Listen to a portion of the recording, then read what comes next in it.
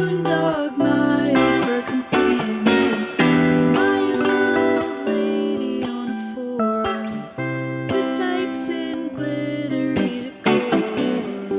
Unfortunately, I take myself out walking every day, and I hand my legs to the feet, and I give my head to the leash.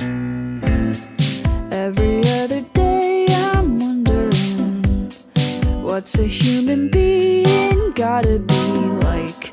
What's a way to just be competent? These sweet instincts ruin my life. Every other day I'm wondering, was it a mistake to try